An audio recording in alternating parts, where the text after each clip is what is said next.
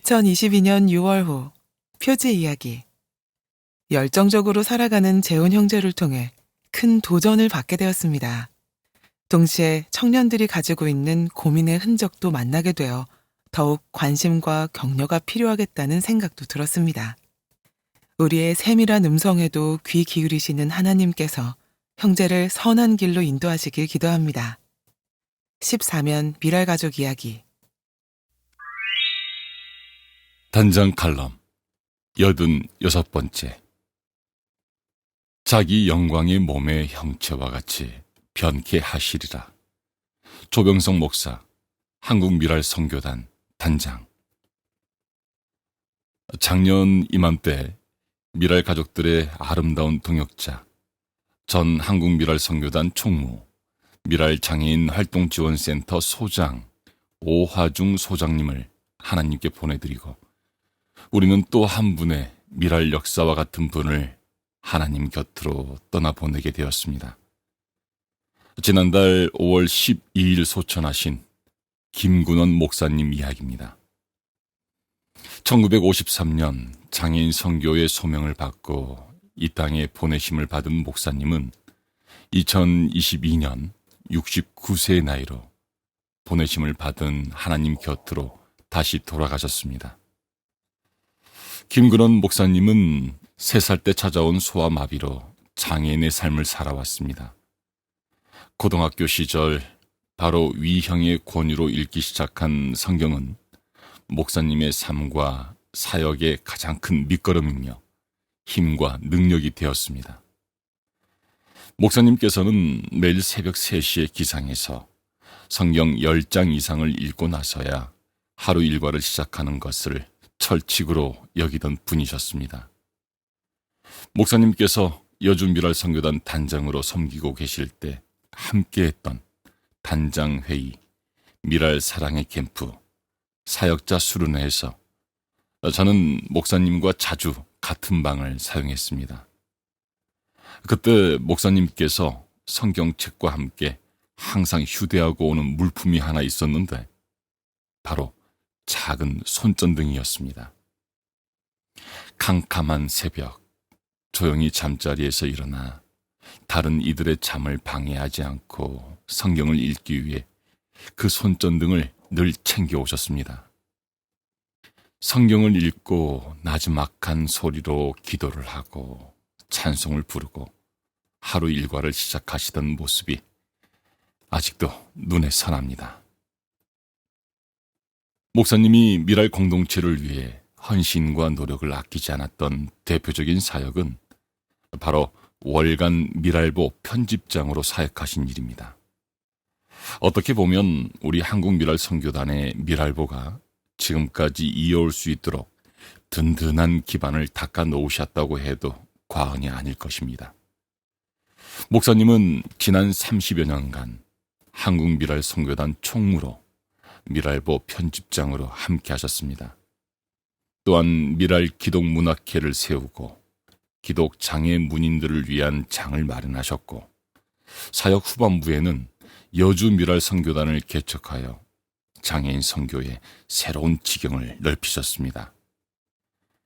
감사하게도 가족들이 저희에게 연락을 주셔서 목사님의 장례 일정을 집도하는 기회를 주셨습니다. 마지막 발인 예배와 하관 예배를 준비하면서 어떤 본문으로 말씀을 나눌까 많이 고민되었습니다. 이 말씀, 저 말씀을 뒤적이다 고린도 후서 4장 말씀을 읽으며 김근원 목사님의 삶이 꼭 이 말씀과 같다는 생각이 들었습니다. 우리가 이 보배를 질그릇에 가졌으니 이는 심히 큰 능력은 하나님께 있고 우리에게 있지 아니함을 알게 하려 함이라. 고린도 후서 4장 7절. 사람들의 눈에는 목사님의 장애가 보잘것없는 질그릇으로만 보였을지 모르겠습니다. 그래서 별 기대 없이 측은한 마음으로 그 질그릇을 바라보는 사람들이 많았을 것 같습니다.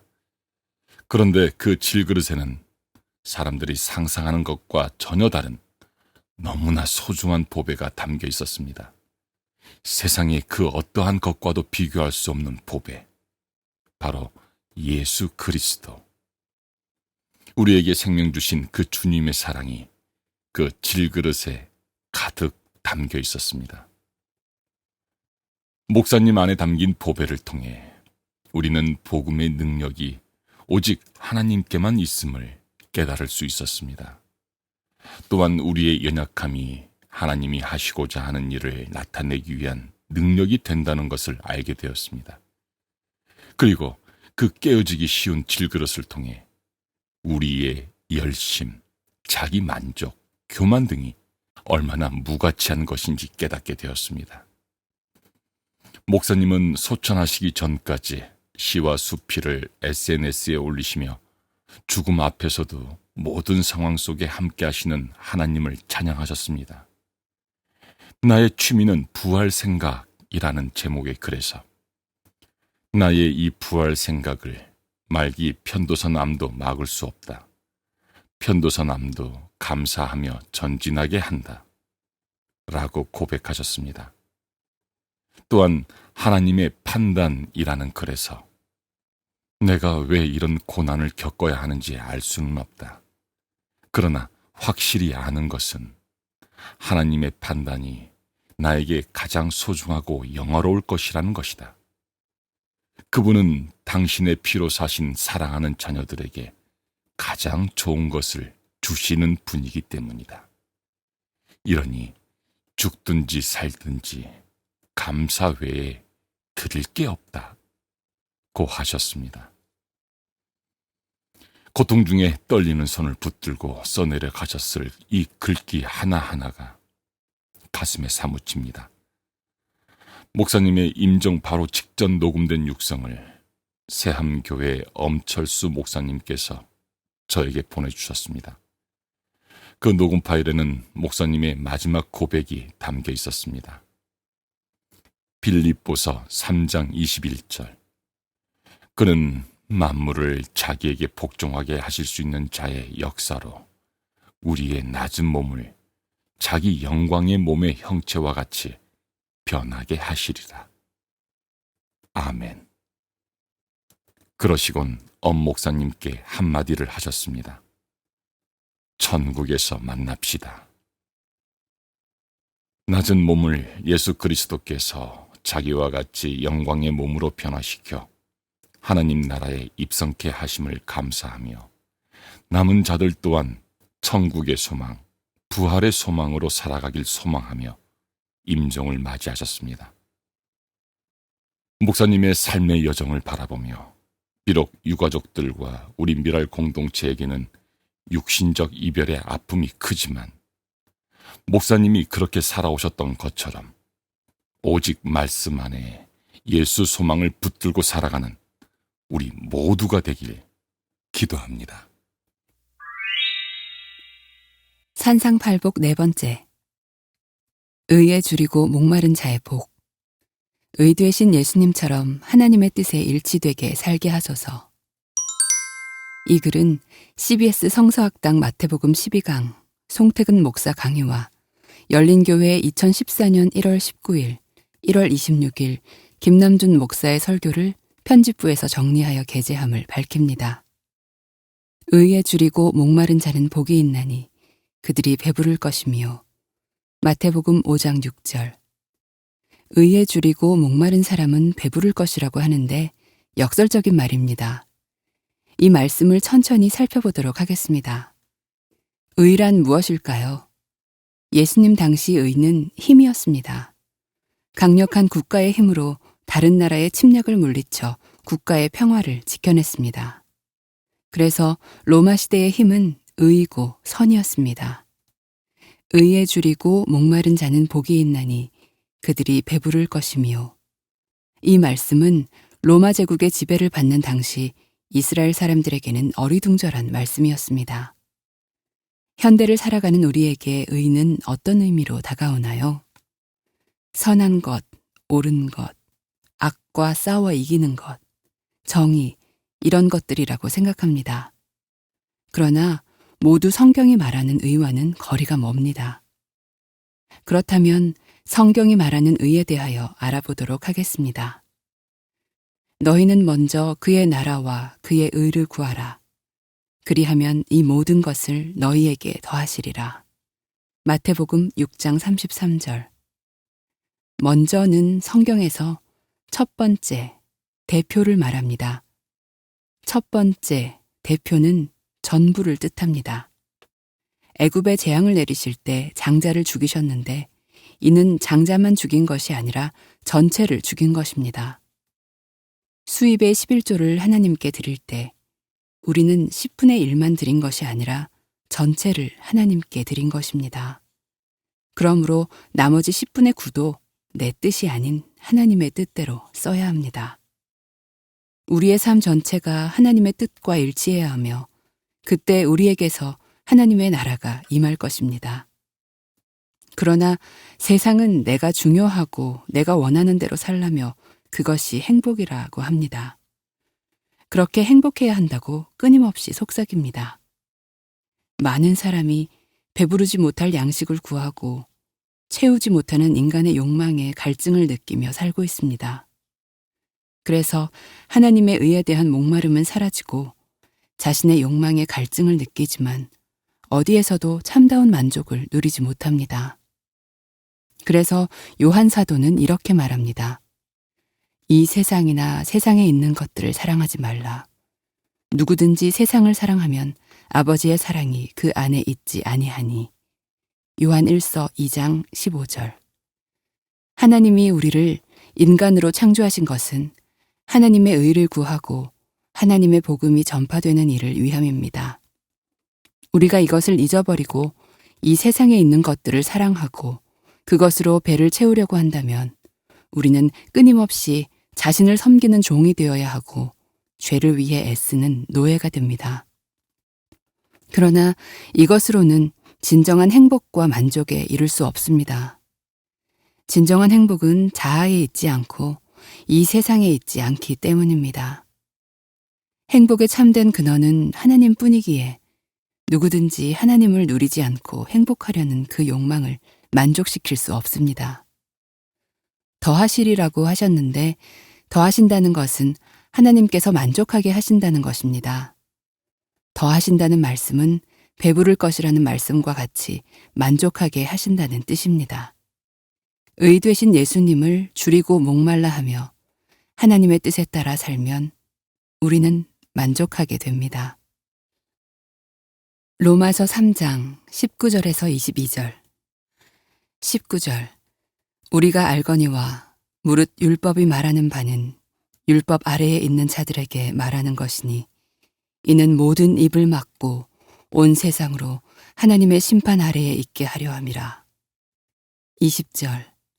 그러므로 율법의 행위로 그의 앞에 의롭다 하심을 얻을 육체가 없나니 율법으로는 죄를 깨달음이니라. 21절. 이제는 율법 외에 하나님의 한 의가 나타났으니 율법과 선지자들에게 증거를 받은 것이라. 22절. 곧 예수 그리스도를 믿음으로 말미암아 모든 믿는 자에게 미치는 하나님의 의니 차별이 없느니라. 율법을 지켜야 하나님의 구원을 받는데 우리는 율법을 지킬 수 없는 존재입니다. 율법을 지키라고 주셨지만 율법에 비추어 보면 우리가 얼마나 많은 죄를 짓고 사는 죄인인지를 알 수 있게 해줄 뿐입니다. 율법으로는 우리가 구원을 받을 수 없음을 안타깝게 여기신 하나님께서 율법과 선지자들에게 증거로 주신 한 의가 있으니 이는 하나님의 뜻과 일치되는 삶을 사신 예수 그리스도이십니다. 예수 그리스도를 믿음으로 말미암아 모든 믿는 자에게 차별 없이 하나님의 의가 주어집니다. 우리의 의가 되신 예수 그리스도를 줄이고 목말라 할 때 우리는 만족하게 됩니다. 여기서 줄이고 목마르다는 것은 첫째는 하나님이 이 세상을 창조하신 원래의 계획대로 이 세상이 운행되기를 바라는데 그렇지 못한 세상을 보면서 느끼는 줄임과 목마름입니다. 둘째는 하나님의 창조 목적에 부합하는 질서가 인간의 법률이나 형벌 등으로 이루어지지 않기에 모든 인간이 그리스도의 대속에 의해 덧입혀진 상태로 들어가기를 바라는 마음입니다. 한 사람 한 사람이 그리스도를 믿고 자신이 얼마나 죄인인지를 깨닫고 십자가의 은혜로 구원받아 하나님으로부터 내려오는 충만한 사랑과 생명을 받아 진리의 빛을 따라 사는 사람들이 되는 것을 갈망함이 바로 주림과 목마름입니다. 그렇기에 천국 백성들이 줄이고 목말라야 할 의는 단순한 사회 개혁이 아니라 죄인인 인간이 하나님 앞에 근본적으로 새 사람이 되는 것입니다. 우리 각자가 그리스도의 십자가 피로 변화되어서 결국은 이 세상 온 인류가 하나님의 창조 목적대로 이 세상을 이끌어가는 것을 소망해야 합니다. 이 일을 위해서 예수님이 이 세상에 오셨습니다. 의는 행위로 얻어지는 것이 아니라 예수 그리스도를 믿음으로 우리에게 주어진 것입니다. 예수님의 십자가 공로로 복된 존재가 된 우리는 의가 되신 예수님을 줄이고 목말라 해야 합니다. 이미 2000년 전 주님이 우리의 구원을 완성하셨지만 죄성이 있는 우리는 여전히 구원의 은혜를 매일 구해야 합니다. 구원의 은혜에 감사해야 합니다. 말씀과 기도를 꼭 붙잡으며 하나님의 뜻과 일치되게 살아야 합니다. 그래서 우리 주변이 하나님 나라가 되어야 합니다. 우리는 하나님의 뜻이 각 사람 안에서 먼저 이루어지기를 하나님의 선한 의지가 주님의 교회에 충만하게 성취되도록 간구해야 합니다. 그래서 여러분은 교회 안에서 일어나는 부끄럽고 고통스러운 일을 깊이 끌어안고 자신의 일처럼 고뇌하여야 합니다.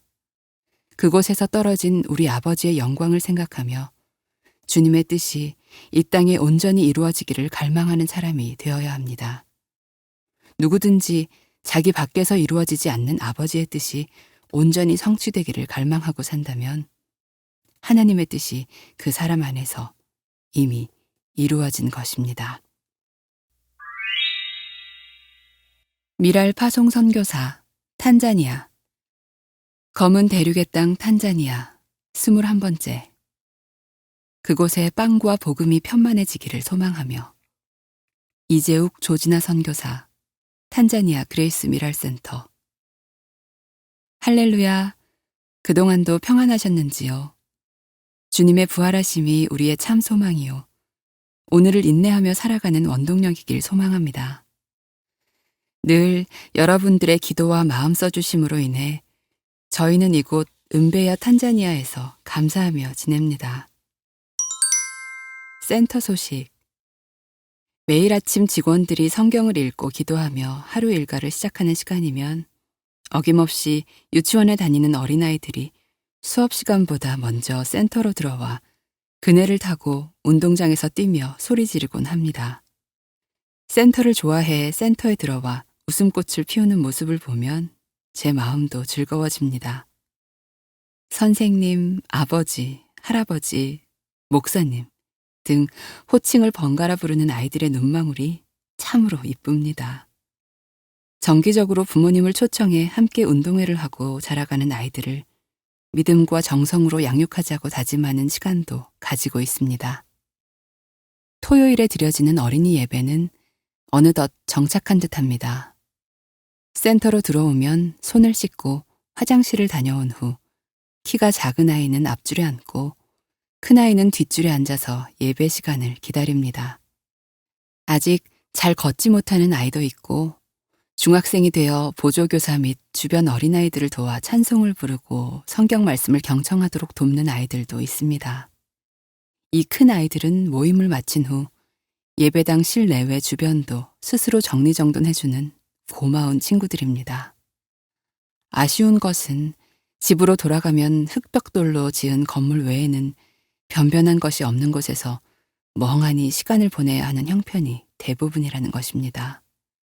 센터 주변 마을에는 TV는커녕 가전도구를 이용할 전기조차 사용할 수 없는 집안 형편의 아이들이 많기에 휴대폰과 게임기, 컴퓨터 학습기와 TV 등 현대적인 도구로 학습을 하거나 여가를 즐길 수 있는 기회는 아직도 먼 나라 이야기입니다.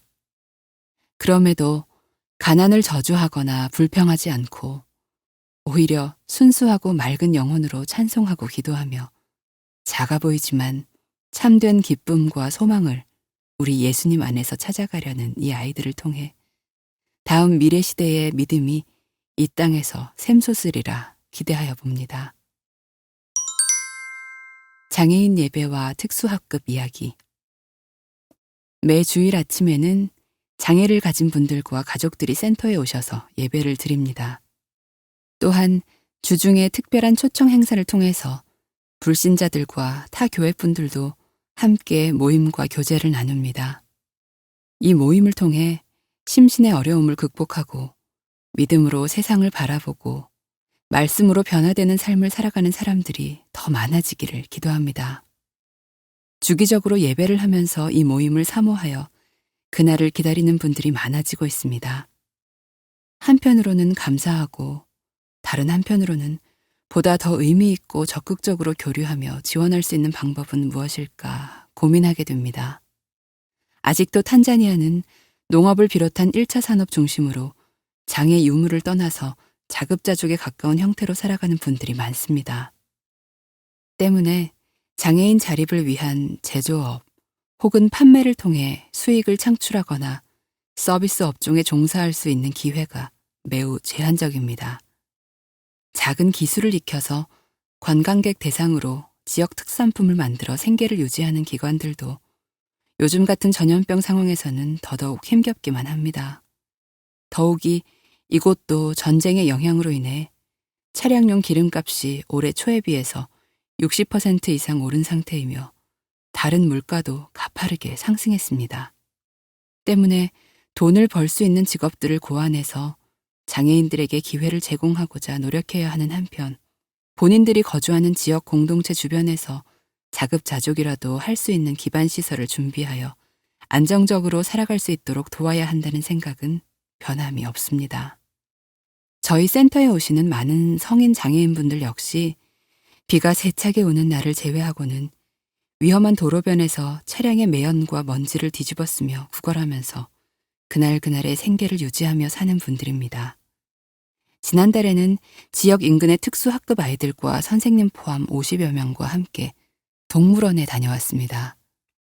이 아이들은 아프리카에 살지만 맹수들을 가까이서 본 적도, 좋은 놀이터 시설, 그네와 시소 정도를 즐겨본 적도 없는 터라 아이들에게는 아주 신나는 하루였습니다. 특수학급에 소속된 아이 중에는 이제 저의 얼굴을 아는 아이들도 있어서 학교에 방문하면 먼저 다가와서 안아주는 아이들로 인해서 고마움을 느낍니다. 교장 선생님과 말씀을 나누는 가운데 열악한 학교 교실 환경 개선 및 교육 프로그램 향상을 위한 지원 방안을 논의하였습니다. 특수학급을 지원하는 일에 지혜가 있도록 기도해 주시기 바랍니다. 훈련과 전도 계획. 직원들이 몇 명 새롭게 충원되었습니다. 필요해서 선택하기도 했고 삶이 너무 열악하여 그들의 장래에 기회를 부여하고자 함께 센터에서 생활하도록 하기도 했습니다. 함께 일하고 기도하고 예배하며 서로가 적응하며 이해해가는 즐거움이 있습니다. 자식과 같은 젊은 아이들이 이 센터에 있는 동안 잘 배우고 성장하여 주님의 귀한 일꾼이 되기를 희망합니다. 5월에서 7월 사이 집중 성경 공부를 다시금 진행합니다. 역사서를 함께 공부하며 시대적인 상황과 하나님의 역사하심, 선지자들의 활동, 그리고 이스라엘과 관련한 주변 나라들에 관한 말씀을 함께 나누고자 합니다. 진행하는 제게 가르치는 이 일에 지혜와 능력이 있기를 기도해 주시기 바랍니다. 현재 저희 직원들은 전도 사역을 위해 전도 폭발 훈련 프로그램의 일환으로 전문 전체를 암기하였고 정기적으로 실습하고 있습니다. 또한 성경 암송을 계속 진행하고 있고 주중과 주말에 어린이들 대상으로 성경을 가르치며 스스로 훈련되고 있습니다. 더욱 단단한 말씀 사역자들이 될 수 있도록 기도해 주시기 바랍니다. 기도 제목 1. 기도와 경건의 삶을 우선순위에 두고 일할 수 있도록 2. 그레이스 센터를 중심으로 한 유치원, 토요 어린이 예배 및 장애인 가족과 함께하는 주중 및 주일 예배가 은혜 가운데 잘 운영되도록 3. 은베야 지역의 장애인들이 살아갈 수 있는 기반을 마련하기 위한 부지 획득과 목축과 농사를 위한 시설 구축 및 정착을 위한 전 과정에 지혜와 은혜를 주시고 이를 담당할 신실한 일꾼이 세워지도록. 4. 진행 중인 장애인 사역자 양성을 위한 성경 공부 전 과정에 은혜와 지혜를 부어주시도록. 5. 큰아이 장원의 대학 생활과 작은아이 효원 고2의 케냐 기숙학교 생활에 하나님의 보호하심과 도우심이 있도록. 나의 가는 길을 그가 아시나니 그가 나를 단련하신 후에는 내가 순금같이 되어 나오리라. 욥기 23장 10절. 사진 생략. 태국 큰빛 복지선교센터 이야기. 하루만큼의 샬롬이면 충분합니다. 김민수 선교사, 태국 큰빛 복지선교센터. 태국 큰빛 복지선교센터 이하 큰복터는 피사눌롱 난강 곁에 있습니다. 큰복터가 속한 마을은 탁한 강물을 끌어다 사용합니다. 멀리 있는 큰 길에서 상수도를 연결하면 좋은데 비용이 만만치 않습니다. 개인이 부담해야 합니다. 큰복터는 정수기를 설치했으나 비가 많이 오면 탁한 물을 대야 합니다. 언젠가 상수도를 사용하면 좋겠습니다.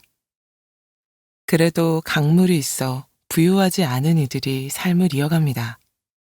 그간 괜찮은 물을 편히 사용했기에 중요함을 절감하지 못했습니다. 삶에 없어서 안 되는 건 결핍되기 전까진 알 수 없습니다. 물과 공기처럼 사람도 마찬가지입니다.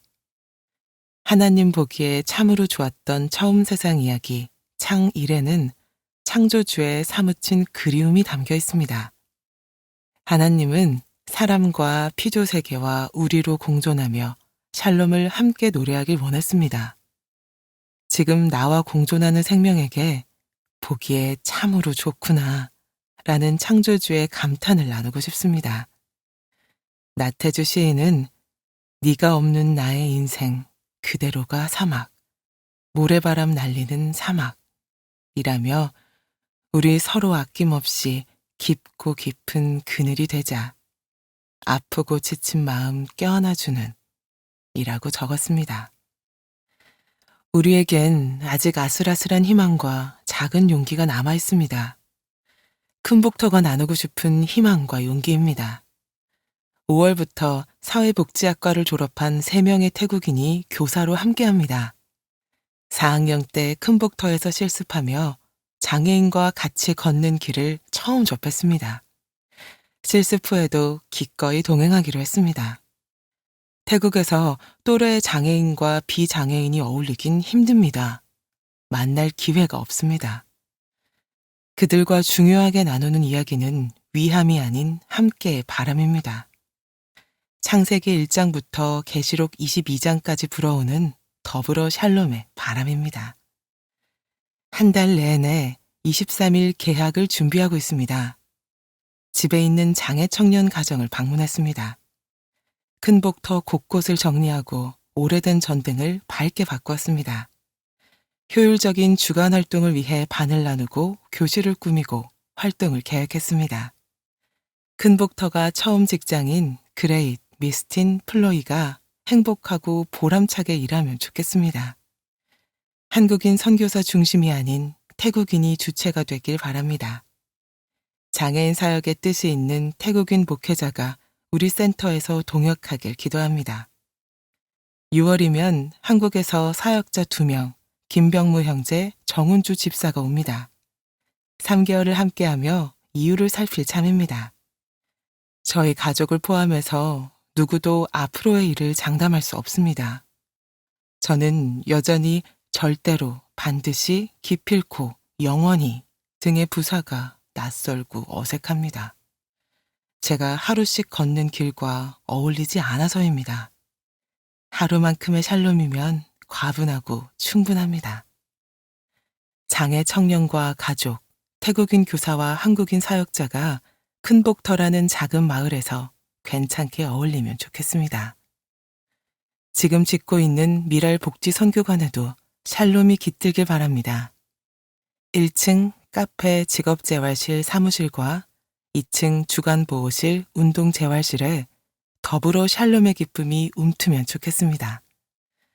늦어도 9월에는 시작할 듯 합니다. 함께 기도하며 응원하고 후원하는 이웃 덕분에 여기까지 왔습니다. 보람찬 선교 동행이길 바라며 하루씩 바르게 애쓰겠습니다. 늘 고맙습니다. 사진 생략. 미랄 가족 이야기. 미랄 청년 정재훈. 인터뷰. 문병욱 간사. 한국 미랄 선교단. 이번 달은 미랄 가족 청년의 살아가는 이야기를 듣고 싶어 취재에 나섰습니다. 미래에 대한 고민과 이를 준비하는 치열한 과정들, 그 속에서 경험하는 하나님의 은혜를 나누고자 한 형제를 만났습니다. 이름과 일상을 소개해 주세요. 이름은 정재훈입니다. 요즘은 집에 있는 운동기구로 운동하며 하루를 시작합니다. 작년에 목 디스크로 목 수술을 했어요. 뇌성 마비들은 많이 걸립니다. 경직이 심해서 목 디스크가 걸렸는데 서울대 병원에서 수술하고 지금은 많이 좋아졌어요. 감사하게도 작년 1월에 화장품 회사에 지원해서 입사했어요. 고용공단에서 운영하는 채용 사이트를 보고 이력서를 넣었죠. 여러 군데 지원을 했는데 지금 회사에 입사하게 되었어요. 몸이 아팠으면 좀 쉬고 싶었을 텐데요. 부모님은 쉬라고 했지만 저의 삶인데 스스로 책임을 져야죠. 그래서 입사 후 재택근무 중입니다. 그것도 정규직으로 입사했죠. 부모님이 참 좋아하시더라고요. 사실 예전에 주민센터 내 도서관 전담 사서로 8년 동안 일할 때는 12월마다 오는 재계약 때문에 해지될까봐 두려움이 컸거든요. 그러나 지금은 정규직으로 일하게 되어 마음이 편하고 하나님께 감사한 마음입니다. 정말 누구보다 열심히 살아가는 것 같아요. 누구에게 짐이 되기 싫었어요. 내 힘이 닿는 데까지 일하고 책임지며 살고 싶었어요. 도서관 사서로 일하면서 한글, 엑셀, 파워포인트 같은 OA 프로그램들을 능숙하게 다룰 수 있게 되었고, 서울시립 뇌성마비 복지관 기획운영 지원팀에서 디자인 관련 홍보 업무를 맡아서 일하기도 했죠.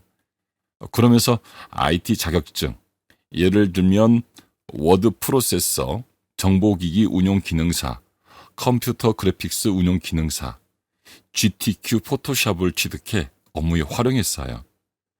서울시 장애인 기능 경기대회 시각 디자인 부문에서 2016년 은상, 2018년 동상을 받아서 홍보 디자인 분야에 관심을 두고 살아가고 있어요. 일하면서 4년제 서울사이버대학교 사회복지학을 전공했고, 사회복지사 2급 자격증, 노인케어 복지사 자격증, 건강가정사 자격증도 취득했어요. 돌아보니 참 치열하게 산 것 같아요. 많은 이들이 국가의 도움으로 살아가는데 그 도움이 필요하기는 하지만 스스로 일할 능력이 있는 사람들이 일하지 않는 게 조금은 안타까워요.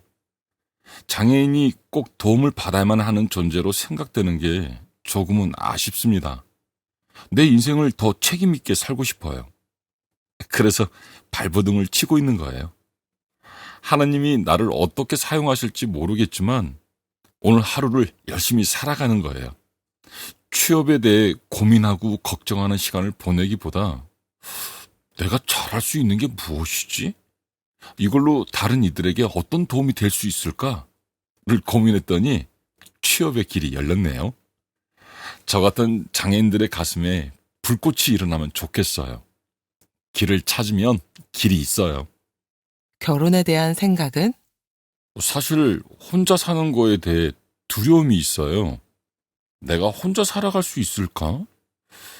지금은 부모님이 계시지만 점점 나이 들어가시는 것도 보이고요.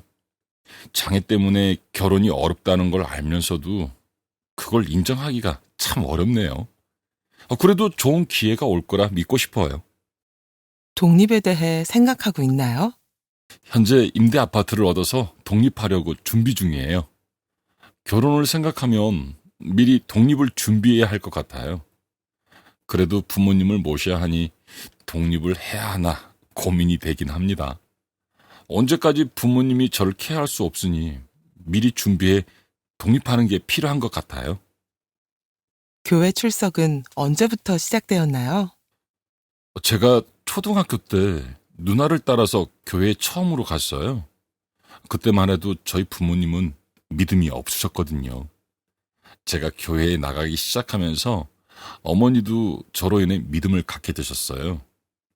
사실 저를 케어하느라 우리 어머니가 고생이 너무 많으셨거든요. 자연스럽게 어머니도 교회에 출석하시면서 믿음이 강해지셨죠. 그러고 보면 하나님이 저를 만나주신 이유가 있다고 생각했어요. 하나님께서 저를 통해 가족을 인도하셨다는 사실에 저는 감사할 수밖에 없어요. 지금 사는 곳으로 이사를 오면서 교회를 새로 찾아야 했고, 코로나로 만나교회 온라인 예배를 드리다 보니 이제 교회를 빨리 정해서 출석을 해야겠다는 생각을 해요. 그런데 제 나이가 청년부에 들기에는 조금 많고, 점심을 먹는다든지 하는 도움이 필요할 때 모르는 분에게 부탁하기가 쉽지 않아 어떻게 교회를 정해야 할지 모르겠어요. 아는 사람이 있으면 같이 가면 좋은데 혼자 출석하는 게 조금 어렵기도 합니다. 마지막으로 기도 제목이 있다면? 나의 뜻이 아닌 하나님의 뜻을 구하는 자가 되었으면 좋겠어요. 특히 하나님을 사랑하는 자매와 축복의 통로가 되는 가정을 이루고 싶네요. 사람은 누구나 부족한 면이 있으니 서로 부족한 부분을 채워주고 세워주고 보듬어주며 건강한 교제를 나누고 싶습니다. 오늘 열정적으로 살아가는 재훈 형제의 삶의 모습을 통해 큰 도전을 받게 되었습니다. 동시에 청년들이 가지고 있는 고민의 흔적도 만나게 되어 더욱 관심과 격려가 필요하겠다는 생각도 들었습니다. 우리의 세밀한 음성에도 귀 기울이시는 하나님께서 형제를 더욱 선한 길로 인도하시길 기대하며 기도합니다.